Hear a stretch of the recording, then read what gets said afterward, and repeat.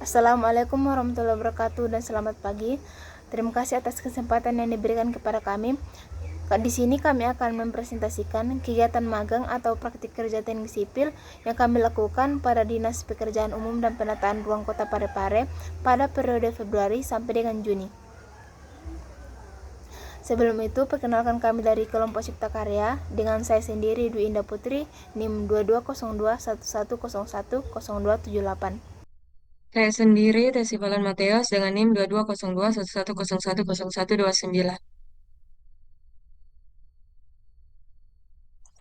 Yang pertama yaitu latar belakang, magang dan praktik kerja teknik sipil merupakan salah satu mata kuliah S1 Teknik Sipil, Fakultas Teknik Universitas Samratulangi, yang merupakan kegiatan penerapan langsung dari ilmu yang diperoleh selama perkuliahan melalui pengalaman kerja nyata. Kegiatan ini memungkinkan untuk memahami perbedaan antara teori yang dipelajari di kelas dengan praktik yang dijalani di dunia kerja.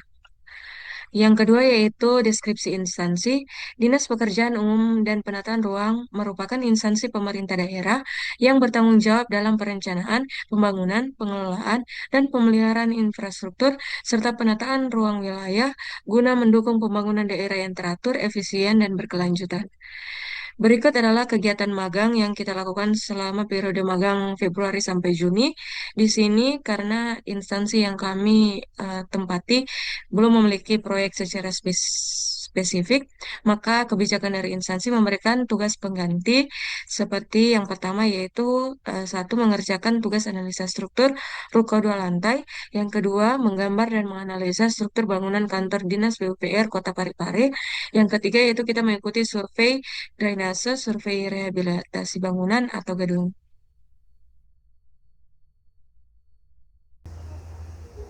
Kita masuk yang pertama yaitu analisa struktur ruko 2 lantai. Bisa dilihat pada gambar, merupakan bangunan ruko 2 lantai yang berlokasi di Kota Parepare, Provinsi Sulawesi Selatan. Bangunan ini direncanakan sebagai hunian yang dimana memiliki bentang 4,5 meter, panjang 14,65 meter, dan tinggi 7,5 meter. Tujuan perhitungan ini adalah untuk mengetahui kekuatan struktur bangunan dalam menerima pembebanan berupa beban mati, beban hidup, beban hujan, serta beban gempa. Kemudian masuk pada spesifikasi material dan komponen struktur. Sebelum masuk pada penginputan spesifikasi material, kita harus membuat grid atau kerangka bangunan sesuai data AutoCAD yang telah diberikan.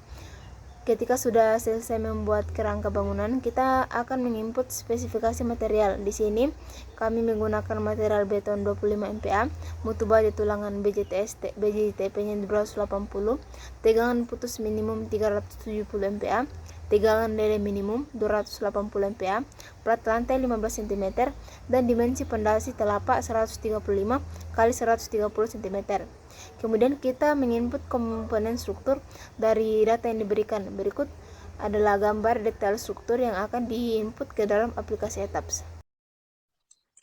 Berikut kita masuk pada kombinasi pembebanan, di mana terdiri dari dua, beban mati dan beban hidup. Beban mati itu terdiri dari yang pertama berat sendiri struktur. Secara otomatis ini dihitung oleh etap sesuai dengan berat jenis masing-masing elemen struktur. Yang kedua, beban mati tambahan pada lantai atap terdiri dari beban plafon dan penggantung dan beban insulansi ME. Yang ketiga yaitu beban mati tambahan pada plat lantai yang terdiri dari berat pasir setebal 1 cm, berat spesies setebal 3 cm, berat keramik setebal 1 cm, berat plafon dan penggantung, berat insulansi ME. Yang keempat yaitu beban mati pada balok lantai yang terdiri dari beban dinding parapet tinggi 1 meter. Untuk beban hidup atau live load, itu kita gunakan beban hidup pada lantai gedung berdasarkan PPU-IG tahun 1987 diasumsikan sebagai berikut, yaitu yang pertama beban orang dan perlengkapan, beban hidup atap. Untuk beban hidup atap sebesar 1,33 kilonewton ini diambil dari ketentuan SNI 1727 tahun 2020. Sedangkan untuk beban hujan didapat dari rumus 40 kurang 0,8 alfa kali panjang gordingnya. Maka didapat 0,39 kilonewton per meter kuadrat. Itu sudah kita konversi sebelumnya. Untuk beban gempa, ya di sini kita menggunakan desain spektra Indonesia yang dikeluarkan oleh Kementerian di mana kita memasukkan titik lokasi bangunan yang akan kita eh, analisa struktur nanti. Setelah mendapatkan nilainya, kita memasukkan dalam etap seperti pada gambar ini. Berikut kita masuk pada kombinasi pembebanan yang terdiri dari 21 kombinasi pembebanan, di mana kita mengambil dari SNI 1727 tahun 2020. 21 kombinasi pembebanan ini terdiri dari beban mati, beban hidup, beban atap, beban hujan, dan beban gempa.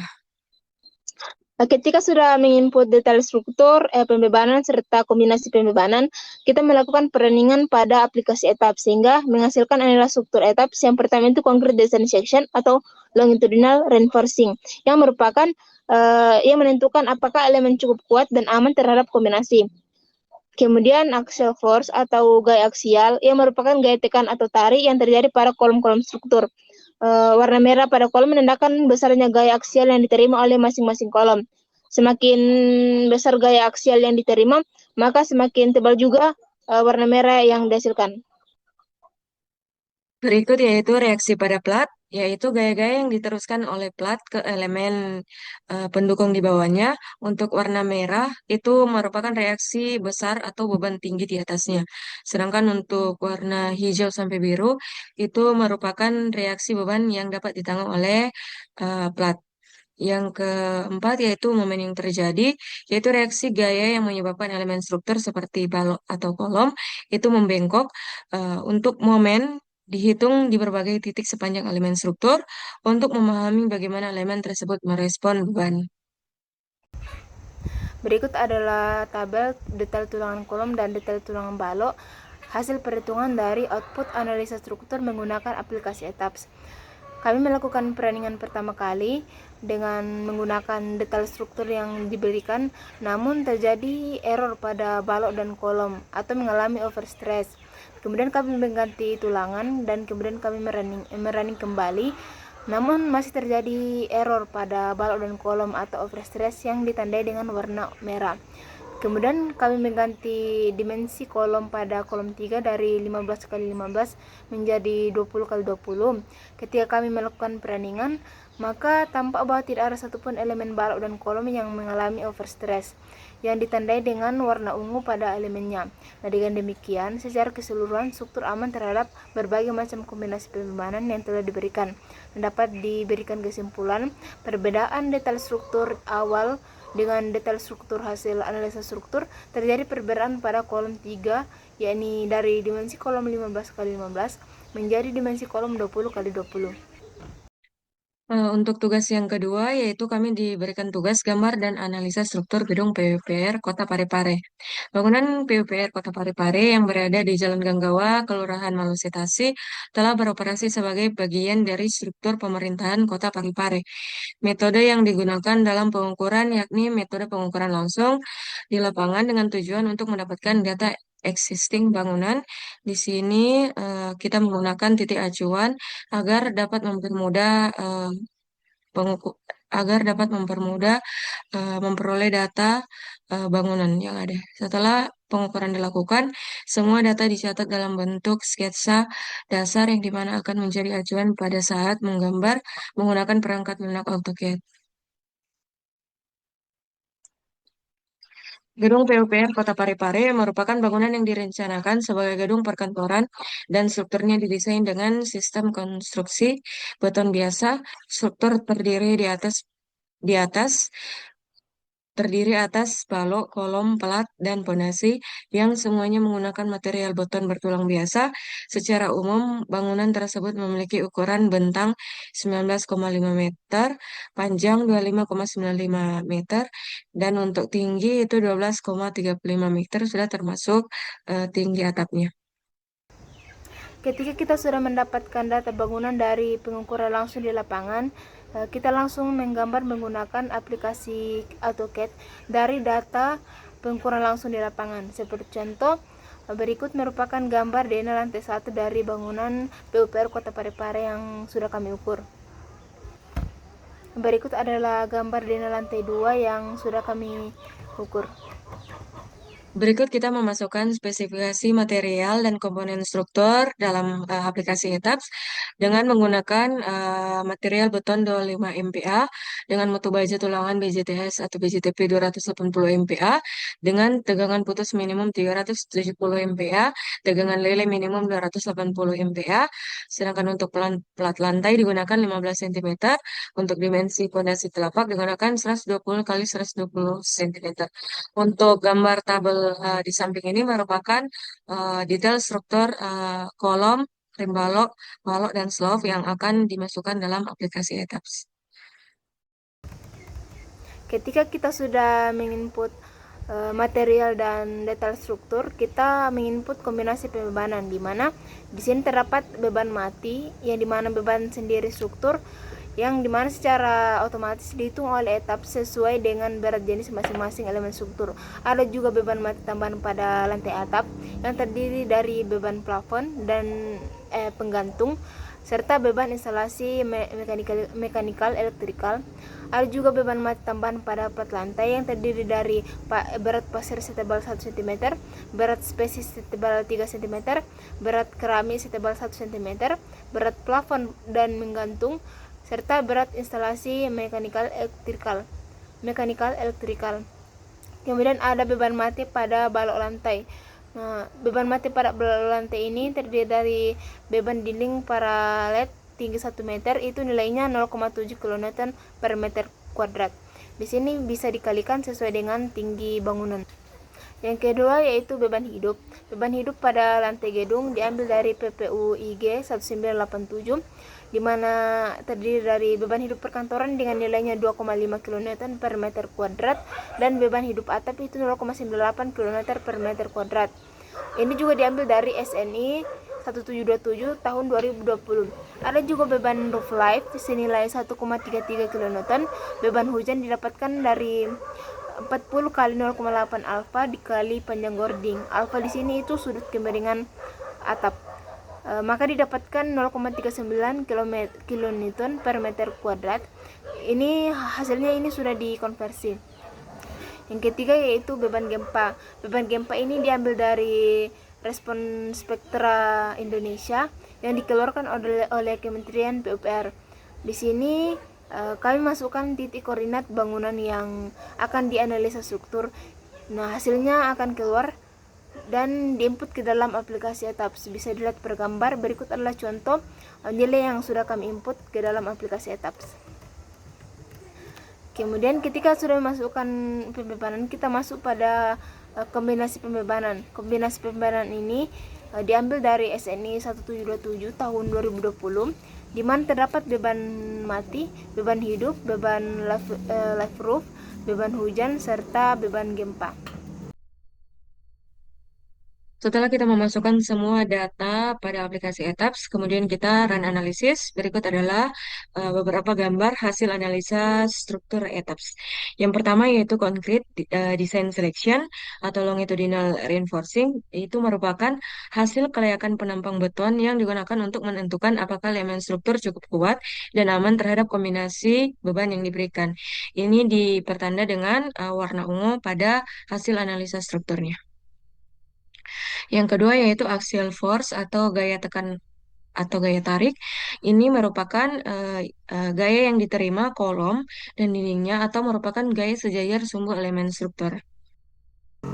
Yang ketiga itu reaksi pada plat. Bisa dilihat pada gambar, merupakan distribusi reaksi pada plat lantai akibat beban yang bekerja di atasnya. Yang keempat yaitu momen yang terjadi.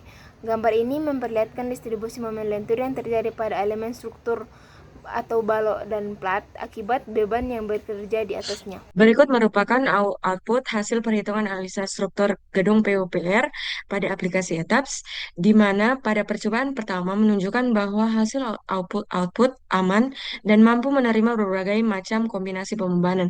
Ini ditandai dengan warna ungu pada gambar. Namun, untuk detail struktur pada kolom 20 kali 20, kolom 35 kali 20, dan rim balok 20 kali 30 serta balok 25 kali 45 cm. Jumlah tulangannya lebih sedikit dibandingkan penulangan awal. Artinya penulangan awal dapat digunakan karena minimal yang dikeluarkan aplikasi ETAPS lebih sedikit, maka dapat disimpulkan untuk gambar atau detail awal dan akhir tidak mengalami perubahan. Selain melakukan analisa struktur menggunakan aplikasi ETAPS, kami juga ikut serta dalam survei drenase. Survei drenase ini dilakukan dari laporan warga di mana terdapat beberapa titik drenase yang kami survei, yang dimana sebagian besar mengalami penyumbatan dikarenakan adanya tumpukan sedimen dan tumpukan sampah. Nah, solusi yang dilakukan yaitu membersihkan sedimen dan sampah-sampah pada jalur drenase ataupun memperlebar dimensi drenase yang mengalami penyumbatan. Selain survei drainase, kita juga mengikuti survei rehabilitasi bangunan seperti kerusakan atap, rangka atap pada pasar Senggol, dilakukan pengukuran ulang untuk dilakukannya renovasi.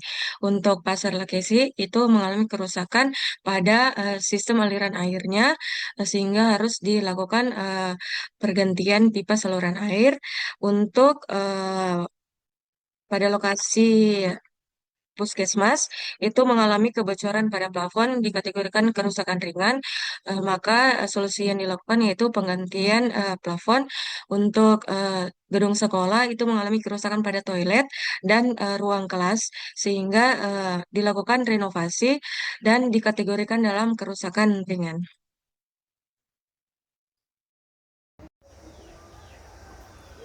Kemudian perbedaan teoritis dan dengan praktik lapangan. Yang pertama itu perhitungan analisa struktur dan pemecahan masalah. Dalam teori kampus, kami mempelajari secara cara menentukan beban-beban yang bekerja pada struktur, pemodelan serta elemen struktur secara ideal. Kemudian saat magang, kami langsung menganalisa struktur ruko dua lantai serta bangunan PUPR Kota Parepare secara nyata menggunakan aplikasi ETAPS. Nah, hal ini memperkuat pemahaman kami tentang bagaimana beban dan gaya yang bekerja pada struktur yang sebenarnya, serta kami dapat mengetahui bagaimana cara memecahkan masalah jika terjadi error atau overstress pada hasil output aplikasi ETAPS. Kedua yaitu penggambaran ulang dengan AutoCAD. Di kampus, kami menggambar dilakukan berdasarkan data ideal dan standar yang sudah tersedia. Tetapi ketika magang, kami harus melakukan pengukuran langsung pada bangunan yang sudah ada. Kemudian mencocokkan dimensi yang tidak terlalu presisi dari hasil pengukuran langsung bangunan sebelum menggambarnya menggunakan aplikasi AutoCAD. Yang ketiga yaitu kemampuan mengamati dan menilai kerusakan yang terjadi pada bangunan. Di perkuliahan, saya diajarkan teori kerusakan bangunan, sedangkan untuk di lapangan, saya harus mengidentifikasi jenis kerusakan aktual pada dinding, atap, pondasi, serta saluran air. Yang keempat, yaitu menambah pengetahuan tentang bagaimana menggunakan SIM-BG atau sistem digital untuk mengelola perizinan dan informasi terkait bangunan gedung. Dan PBG, yaitu izin resmi dari pemerintah yang harus dimiliki seseorang sebelum melakukan pembangunan ataupun mengubah bangunan, serta mengetahui syarat apa saja yang harus dipatuhi agar layak diberikan PBG di mana tidak diajarkan dalam bangku kuliah. Berikut adalah daftar hadir, magang atau praktik kerja teknik sipil saya sendiri Dwi Indah Putri pada periode Februari sampai dengan Juni.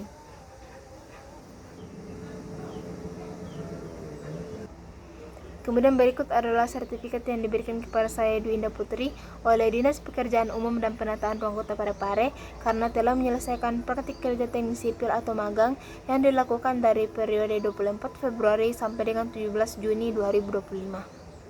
Berikut adalah lembar penilaian yang diberikan kepada saya Dwi Indah Putri oleh pembimbing magang karena telah menyelesaikan tugas-tugas yang telah diberikan. Sedangkan ini merupakan daftar hadir dari saya sendiri, yaitu Tesi Falan Mateos, selama melakukan magang di Dinas PUPR Kota Parepare dalam periode magang dari bulan Februari sampai bulan Juni. Berikut adalah sertifikat magang saya sendiri, Tesi Falan Mateos, yang dikeluarkan atau diberikan oleh instansi PUPR Kota Parepare karena telah menyelesaikan magang selama periode 4 bulan, Februari dan Juni. Berikut adalah lembar penilaian yang diberikan oleh pembimbing magang karena kita telah menyelesaikan tugas yang telah diberikan. Untuk nilai sendiri diberikan A semua. Demikianlah presentasi kami tentang kegiatan magang yang kami lakukan pada Dinas Pekerjaan Umum dan Penataan Ruang Kota Parepare pada bidang Cipta Karya. Sekian dan terima kasih.